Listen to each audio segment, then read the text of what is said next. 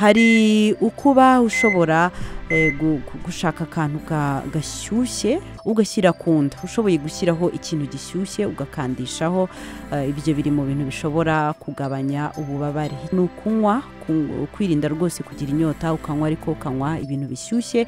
Ukora imyitozo ngororamubiri batugira inama yo kugendagenda, atari ukwivuna, atari ukwiruka cyane, ahubwo kugendagenda byoroheje, kutaguma hamwe umwanya munini. Ubwo nabyo bijya kumera nko kugendagenda, ariko noneho ni ukuba ushobora nko gukora nk'uturimo wenda dutandukanye, gukora bya bintu bisanzwe bigushimisha, bya bintu bisanzwe bikuzamurira imisemburo y'ibyishimo, nabyo bishobora kugabanya ububabare buterwa n'imihango. Kuba mu gihe wumva yuko unaniwe cyane, kuba waruhuka, yewe no kuruhuka bisanzwe, gusinzira neza, kuba umuntu atarara amajoro ngo yinanize cyane.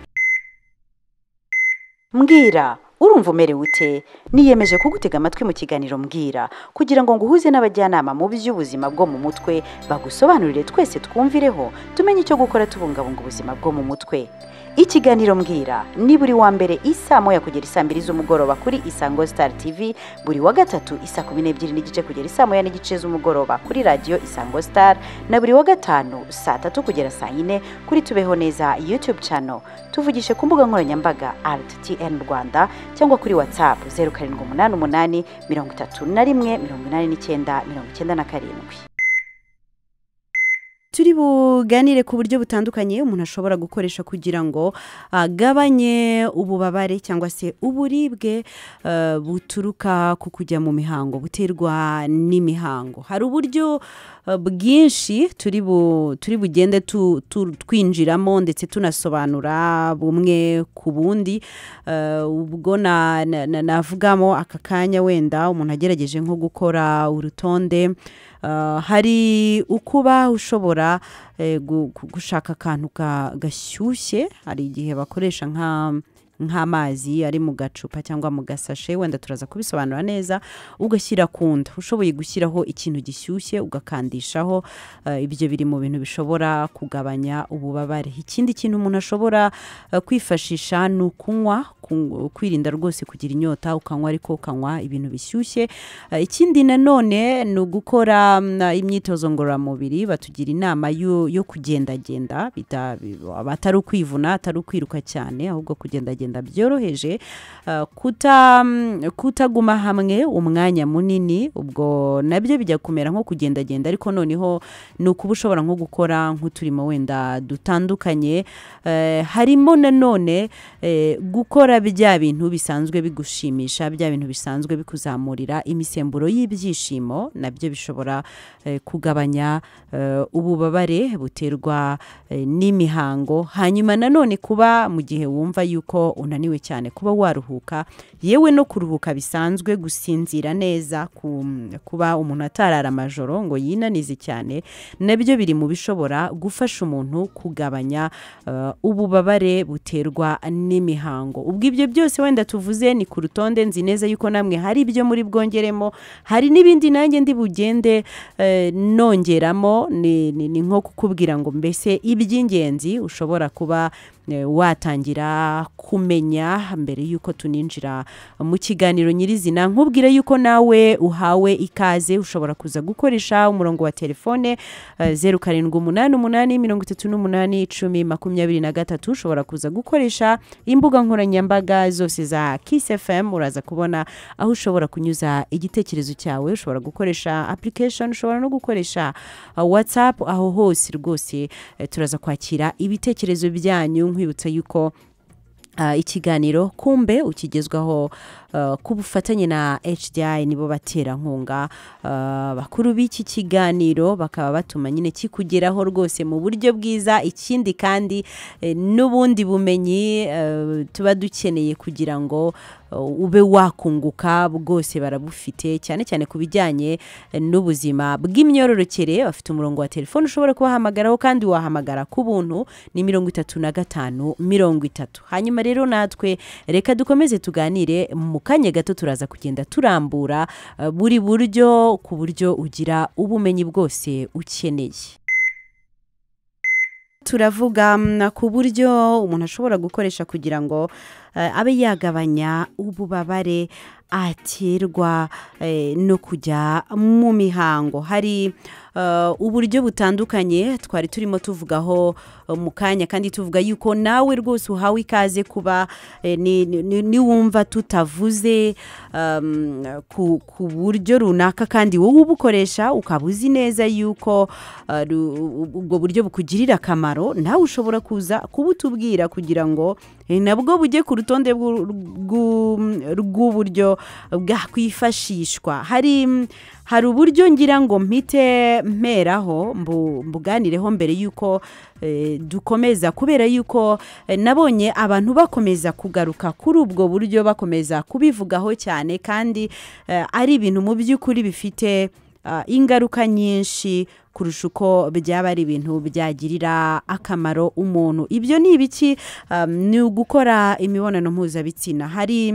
Hari rwose ikiganiro navuga yuko ari nk'ikiganiro mpaka twakoze kuri Twitter, ndimo mbwira abantu yuko mu by'ukuri gukora imibonano mpuzabitsina nubwo abantu babishyira ku rutonde rw'ibishobora kugabanya ububabare mu gihe umuntu aribwa ari mu mihango, ariko iyo ubishyize muri siyanse ukagerageza kubisobanura, uhita wumva yuko mu by'ukuri bihabwa amahirwe atari menshi cyane ku buryo umuntu yabishyira kuri urwo rutonde. Uti ni gute rero? Ni ukubera yuko mu by'ukuri kugira ngo ububabare bube bwagabanuka harimo kuba imisemburo y'akanyamuneza yakwiyongera mu mubiri. Impamvu rero bashyiramo gukora imibonano mpuzabitsina ni uko iyo yagenze neza, iyo yakozwe neza mu buryo birumvikana bwateguwe neza, abantu batikanga ingaruka runaka,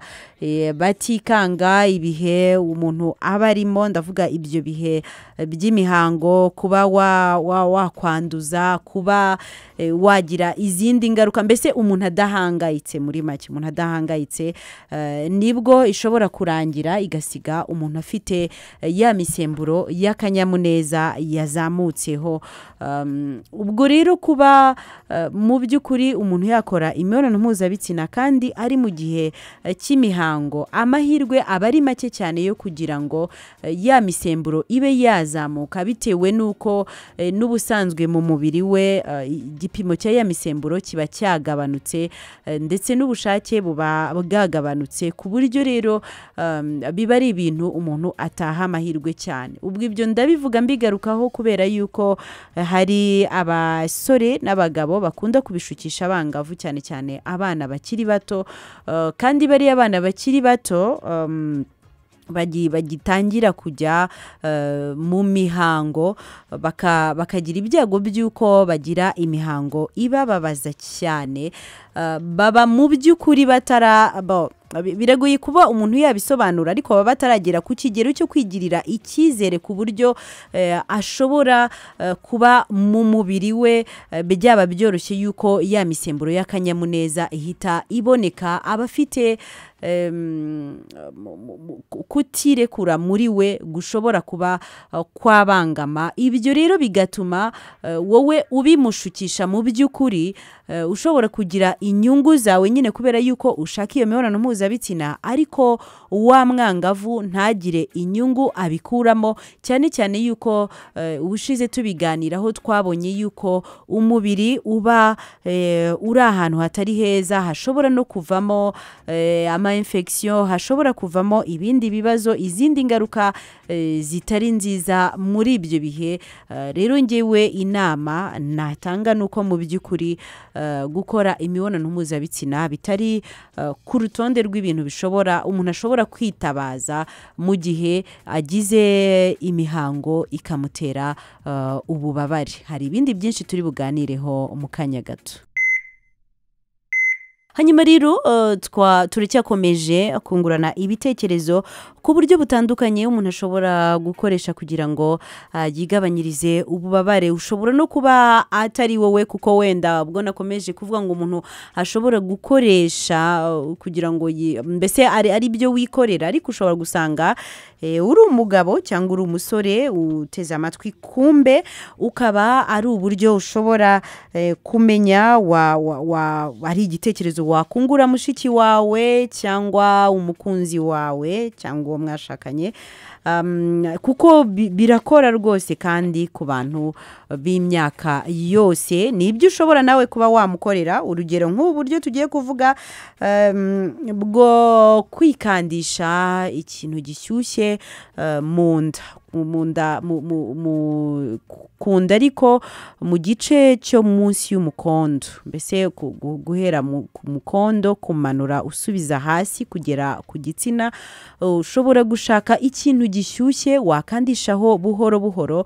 uko bikora rero n'impamvu bigira akamaro bikaba byagabanya ububabare, nuko kujya mu mihango, nuko murabizi ko nyababyeyi iba imaze igihe yitegura kuba umuntu yasama, kuba umubiri ushobora kwakira igi rikazavamo uruhinja rukurira mu nda ibyara mu ngobyi. iyo rero uko gusama kutabayeho, hari bya bintu biba byaragiye biba byometse kuri nyababyeyi, bigenda bivaho, bigenda bimanuka gahoro gahoro, ari nabyo biba bisa n'amaraso, bikagaragara mu gitsina muri cya gihe cy'imihango.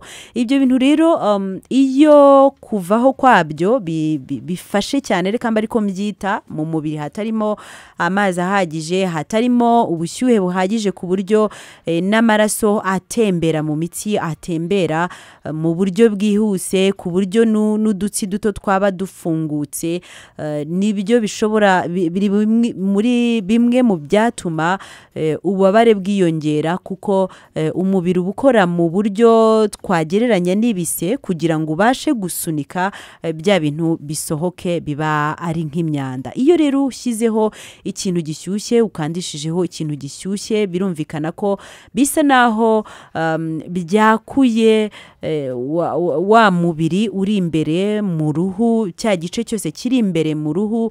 ni ukuvuga ngo bigera hahandi hose hari ya myanda, ikaba ishobora noneho kuba yamanuka mu buryo bworoshye, kuko ari n'amaraso abatembera neza mu mubiri, ari n'udutsi duto tw'aha hantu twose tuba dukora neza. ibyo bigatuma n'imihango igenda mu buryo bworoshye kandi bwihuse. ibyo bikaba bishobora kuba byakugabanyiriza ububabare. hari n'ibindi byinshi turi bugende tuvugaho gahoro gahoro. nizere ko nawe hari ibyo witeguye kuza kutubwira no kudusobanurira mu kanya gato. turacyakomeje n'insanganyamatsiko yacu ivuga ku buryo ushobora gukoresha uburyo butandukanye bwo kugabanya ububabare cyangwa se uburibwe cyangwa se imisonga iza mu nda. yewe hari abaribwa mu mugongo, hari abaribwa umutwe uko kurya cyane iyo umuntu ari mu gihe cy'imihango. rwose hari abagubwa nabi cyane. ikindi ni uko ntabwo biba buri gihe. hari igihe usanga rimwe umuntu yarembye, ukundi kwezi ugasanga rwose nta nubwo amenye yuko ibyo bihe byabayeho. ariko noneho aha turavuga muri cya gihe uba wumva yuko ibintu bitangiye kugenda nabi, wumva yuko utangiye kuremba. baravuga ubundi ngo biba byiza icyo wakora cyose kugira ngo wigabanyirize ububabare ugikoze hakiri kare, utaratangira kuremba, mbese bitarakomera ngo bigere hahandi bitakwihanganirwa. ni ukuvuga ngo uko twavugaga mu kanya yuko ushobora kwikandisha ikintu gishyushye ku nda, ku gice cyo munsi y'umukondo. ushobora kubikora muri cya gihe wumva yuko utangiye kumererwa nabi ariko utararemba, kuko iyo wamaze kuremba hari igihe ibi byose byo kwifashisha biba byoroheje, biba bitagifite ubushobozi ngo bibe byakugabanyiriza bwa bubabare. bikaba ngombwa yuko wafata imiti nayo igabanya ububabare. kandi burya imiti ntabwo ari ukubuza kuyifata, ariko nuko bavuga yuko nubwo iba igukijije, iba igufashije, ariko burya ntibura kugira ingaruka yasiga mu mubiri. nubwo zaba atari ingaruka nyinshi ariko ntizabura. Ubwo rero icyaba cyiza kurushaho nuko wagira uburyo ukoresha butari iyo miti. Ariko ku rundi ruhande ntabwo nanone utegetswe kuba wagira ububabare bugera kuri cya kigero kitihanganirwa kandi iyo miti ushobora kuba wayifata. Ikindi kintu wakora ni ukunywa ibintu by'akazuyazi. Mu bintu ushobora kunywa bikaba byagufasha, hari ibyatsi bitandukanye bizwiho kuba byazamura imisemburo myiza umugore cyangwa umukobwa aba akeneye mu mikorere y'umubiri we. Muri ibi byatsi harimo nk'igisura. Igisura ushobora kukinywa kiri akazuyazi. Ushobora kunywa romarin, ushobora kunywa icyayi kirimo tangawizi, kimwe n'uko ushobora kunywa amazi y'akazuyazi cyangwa se ukaba wanywa hot chocolate. Ibi byose ni ibinyobwa. Hari n'ibindi wenda nshobora kuba nibagiwe kuvuga, ariko cyane cyane ibinyobwa by'akazuyazi kubera yuko bizamura nanone bwa bushyuhe bw'umubiri. Mu kanya nari maze kuvugaho umubiri uba ukeneye kugira ngo ya mihango ibe yasohoka neza bitagombye gukurura ubundi bubabare, kuko ububabare buza iyo umubiri ugerageza gusunika ukoresha izindi mbaraga. Ubwo rero iyo wanyweye bya bintu bishyushye, ari amazi akenewe mu mubiri aba ahari ku buryo udashobora kugira icyo bita desidratation, nko kugira inyota nyine yo mu mubiri m'imbere. Hanyuma ariko na bwa bushyuhe bukenewe nabwo buba bubonetse, bikaba rero byakoroshya imikorere y'umubiri. Mu kanya turongera tuvuge n'ibindi bintu bishobora kuba byagufasha. Tureke kumiji kuganira ku nsanganyamatsiko y'uyu mugoroba ya Kumbe igira iti uburyo butandukanye ushobora gukoresha kugira ngo ugabanye ububabare mu gihe cy'imihango. Hari ukuntu ububabare rwose buba bwinshi ugasanga biranze burundu. Muri ubwo buryo rero hari ubwo twagiye tuvugamo, hari rero ubwo tugezeho bwitwa kugendagenda. Kugenda ni nko mu buryo bwo gukora imyitozo ngororamubiri. Burya imyitozo ngororamubiri yose aho iva ikagera izamura n'ubushyuhe bw'umubiri, ituma amaraso atembera neza, ituma umubiri ukora neza muri rusange. Ikindi kandi izamura n'imisemburo y'akanyamuneza. Ibyo byose nibiba bikenewe kugira ngo bwa bubabare bube butaganza umuntu, atageraho bwumva bwa bubabare nyine bushobora kuza mu mubiri mu gihe cy'imihango. Gukora imyitozo ngororamubiri ni byiza, ariko impamvu abantu bashyiraho kuvuga ko kugendagenda ari byo byiza kurushaho nuko usanga hari indi myitozo ngororamubiri ikoresha ibice bimwe na bimwe by'umubiri, ugasanga ibindi bice ntabwo byakoze. Nyamara buriya kugenda bikoresha umubiri wose. Ibyo rero bigatuma kugenda navuga ko ari umwitozo wa mbere mwiza cyane ukunze kugaruka kenshi, utuma umuntu agira ubuzima bwiza muri rusange. Kereka wenda ufite nk'ikibazo cyo kuba urwaye amaguru, gishobora nyine kuba cyakubuza kugenda, ukaba wagenerwa imyitozo yo gukora wicaye. Ariko ubundi indi myitozo yose akenshi usanga n'iyo umuntu agiye kuyikora abanza umwitozo wo kugendagenda, cyangwa se waba wabuze umwanya wo kuyikora ukaba wagendagenda gusa kugira ngo umubiri ukore neza. Ibyo bikajyana no kuba wakora uturimo dutandukanye. Gukora uturimo nabyo bituma umubiri uba utagumye hamwe, ahubwo uba urimo nyine ugendagenda. Ariko bikaba bifite n'undi mwihariko wo kuba bihuza ubwonko. Ni ukuvuga ngo iyo ubwonko buhugiye kuri twa turimo, umubiri nawe ukaba uri kunyeganyega. Ibyo byose bituma bwa bubabare bugenda bugabanuka, kuko ntabwo uba ukibutekerezaho cyane. Ikindi kandi twa turimo uba uri gukora twose niko dufatanyiriza hamwe kuba twatuma n'umubiri ugira ya misemburo itera akanyamuneza, ituma umuntu yumva aguwe neza muri we, cyane cyane ko iba yagabanutse. Muri icyo gihe rero iba ikenewe cyane. Nabonye rwose ibibazo bishimishije. Navuga ko bishimije ko ni ibibazo nababona ibibazo by'amatsiko nanjye ntari nigeze ntekerezaho murimo mubaza ku mbuga nkoranyambaga birahari nabibonye hanyuma ku kijyanye na telefone sindamenya aho biri gupfira reka tugerageze turebe Kiss FM alo alo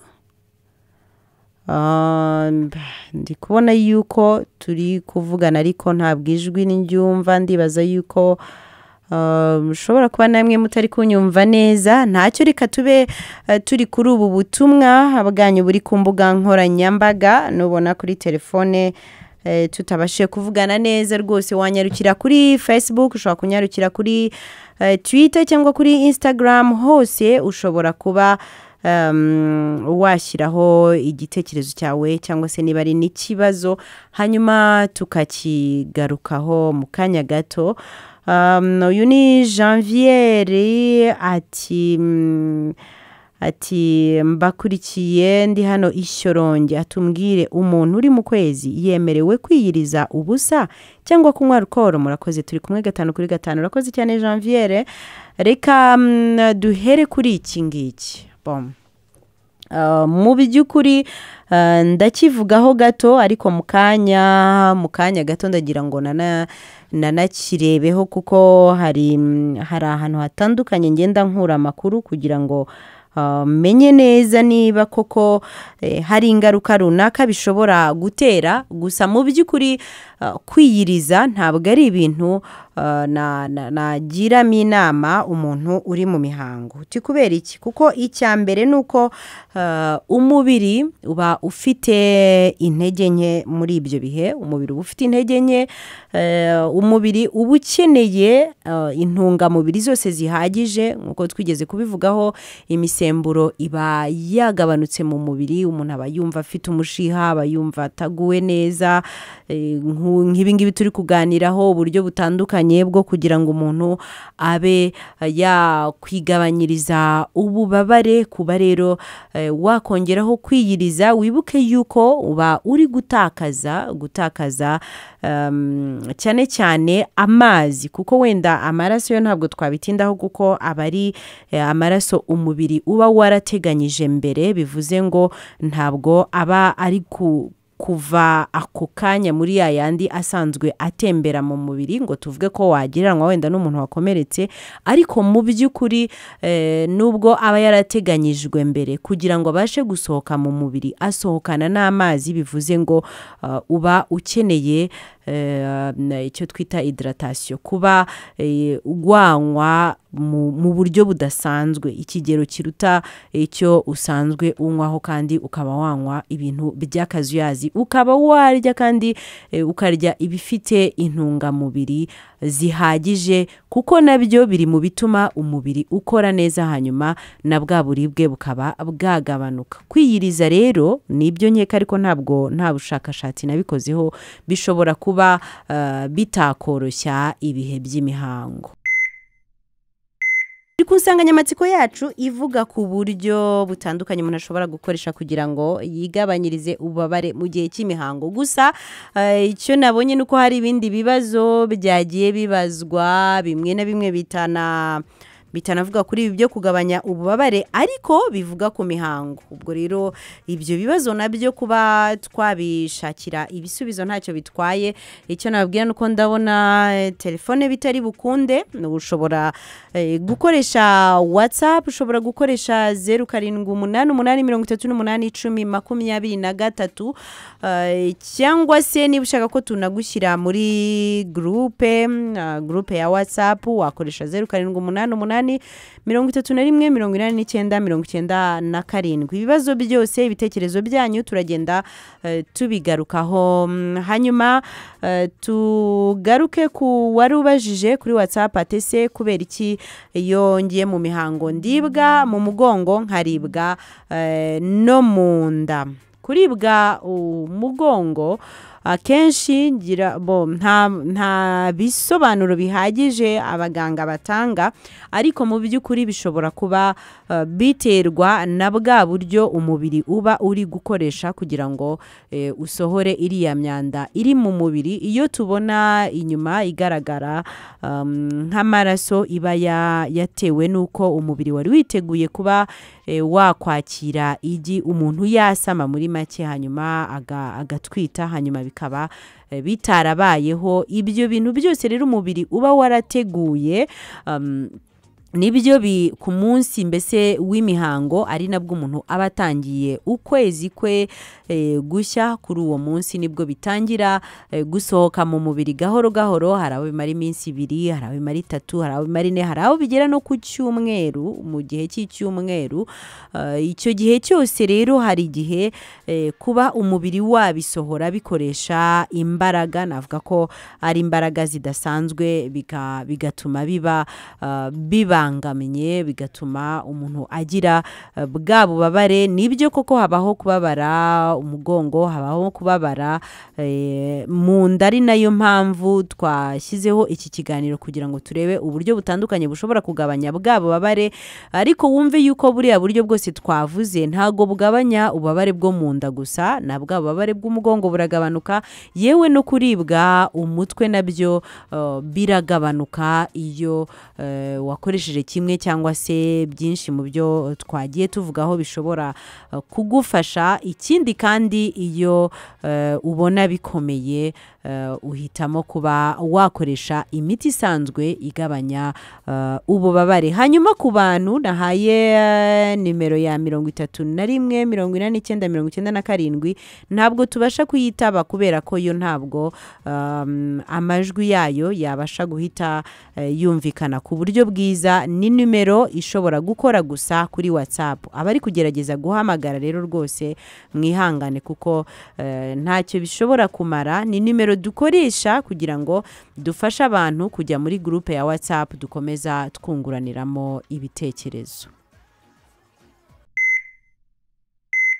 Turimo turavuga uburyo umuntu ashobora kwigabanyiriza ububabare mu gihe cy'imihango. Narindimo nsubiza ibibazo byanyu biri kuri WhatsApp. Ubu niho turi kuganira cyane, uretse ko no kuri Facebook ndetse no kuri Twitter no kuri Instagram, aho hose ushobora kwashyira ibitekerezo byawe, no kuri application ya Kiss FM, aho hose turagaruka ku butumwa bwanyu. Abagiye rero babaza ibibazo mu kanya, hari ikibazo cyari cyagaragaye kuri Facebook. Umuntu avuga ati umuntu ashobora kwiyiriza, ashobora se kuba yanywa inzoga mu gihe ari mu gihe cy'imihango. Namusubije yuko byose mu by'ukuri atari byiza nkurikije amakuru nsanzwe mfite ku mikorere y'umubiri mu gihe cy'imihango, ariko ndebye ahantu hatandukanye icyo abahanga bagiye babivugaho ni uko mu by'ukuri kwiyiriza ntabwo ari igitekerezo cyiza, kubera yuko haba habayeho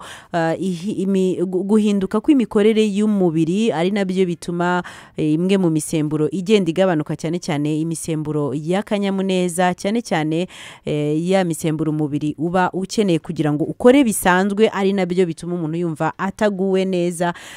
Ibyo rero akenshi bikemurwa nuko umuntu afashe ifunguro, kandi ifunguro ryiza. Birumvikana rero yuko kuba umuntu yakwiyiriza bitari mu byo abahanga bamugiramo inama. Ikindi nuko kunywa inzoga nabyo bavuga yuko ahubwo biri mu bishobora kuba byakongera kugira ububabare, kubera ko ntabwo bifasha umubiri gukora neza mu buryo wari ukeneye, ahubwo bishobora gutuma ibibazo by'imikorere y'umubiri byiyongera. Kunywa inzoga rero mu gihe umuntu ari mu mihango nabyo ntago babimugiramo inama.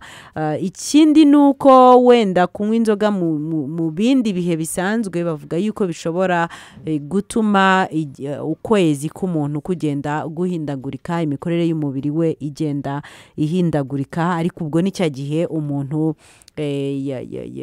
yanyweye inzoga ariko mu buryo budasanzwe, kandi mu buryo navuga ngo buhoraho.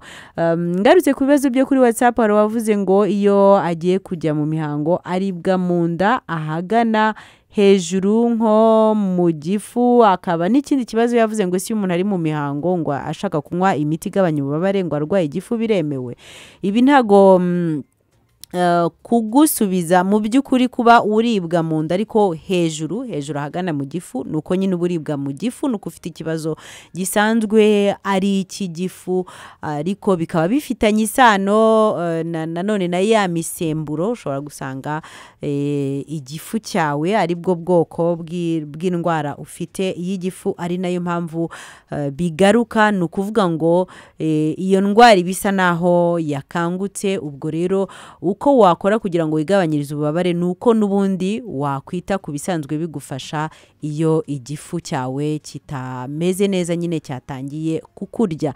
Ku bijyanye no kuba wanywa imiti, ubundi tugirwa inama y'uko imiti iyo ari yo yose uyinywa ariko wanariye. Hari imiti imwe n'imwe cyane cyane igabanya ububabare ishobora kuba yakongera kuribwa mu gifu, bakakugira inama rero y'uko ubanza ukarya mbere y'uko wanywa iyo miti. Hanyuma rero turimo tugenda tugana ku musozo w'ikiganiro cyacu, nubwo tutarasoza ariko turacyakira n'ibitekerezo byanyu bivuga ku nsanganyamatsiko twaganireho uyu mugoroba y'uburyo ushobora kwigabanyiriza ububabare mu gihe uri mu mihango. Ibibazo biri kuri WhatsApp 0788831023. hari uvuga tese ati umuntu uri mu mihango ari we wese ashobora gusama mu gihe abonanye n'umugabo. Munsobanurire.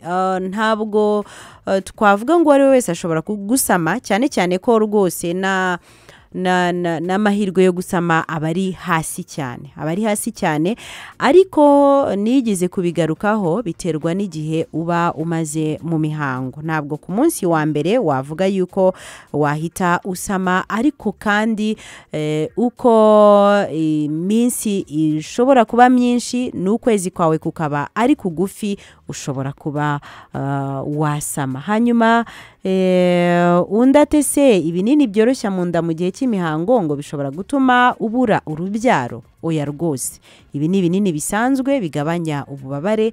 Mu ngaruka zabyo ntabwo harimo kuba wananirwa kubyara, ni ukuvuga ngo wabura urubyaro. Undi ati munsobanurire, iyo wikurikiranyije amezi 6 wandika, iyo ayo mezi arangiye ni gute ubara kugira ngo umenye umunsi ukwezi kwawe kugira?